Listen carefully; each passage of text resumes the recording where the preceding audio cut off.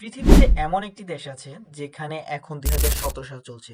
যেখানে পুরো পৃথিবীতে এখন ২০২৬ সাল চলছে, কিন্তু ওই দেশটাতে চলছে ২০১৭। মানে পৃথিবীর তুলনায় ওই দেশটা ৯ বছর পিছিয়ে আছে। কি অবাক লাগছে, তাই না? হুম, অবাক লাগারই কথা। কিন্তু কেন এমনটা হয়েছে? কেন ওই দেশটি পৃথিবীর তুলনায় ৯ বছর পিছিয়ে? সময়ের এই রহস্য জানতে হলে আপনাকে এই ভিডিওটা শেষ পর্যন্ত দেখতে হবে। চলুন শুরু করা যাক আজকের ভিডিও।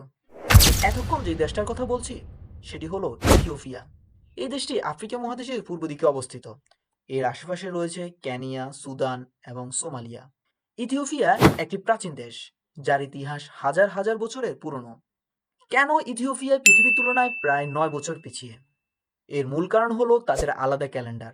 বিশ্বের বেশিরভাগ দেশ ব্যবহার করে গ্রিগোরিয়ান ক্যালেন্ডার, কিন্তু ইথিওপিয়া ব্যবহার করে ইথিওপিয়ান ক্যালেন্ডার। এই দুই ক্যালেন্ডারের মধ্যে রয়েছে পার্থক্য। ইথিওপিয়ান ক্যালেন্ডারে আছে ১৩টি মাস, যেখানে ১২টি মাস ৩০ দিন করে, আর ১৩তম মাসটি হচ্ছে ৫ বা ৬ দিনের হয়ে থাকে। আর সবচেয়ে বড় বিষয়, তারা যীশুখ্রিস্টের জন্মসাল হিসাব করেছে আলাদাভাবে। এই কারণে তারা পৃথিবীর তুলনায় প্রায় ৯ বছর পিছিয়ে। এই দেশে প্রতিদিন একই সময় সূর্য ওঠে এবং একই সময়ে অস্ত যায়। বিশ্বের বেশিরভাগ দেশ রাত ১২টা থেকে দিন গণনা শুরু করে, কিন্তু ইথিওপিয়া দিন শুরু হয় সূর্য ওঠার সাথে সাথে। তাদের কাছে সকাল ৬টা মানে শূন্যটা বা দিনের শুরু। সত্যি চমৎকার না বিষয়টা? আপনি কি এই দেশটা ভ্রমণ করতে পছন্দ করবেন? কমেন্টে জানান।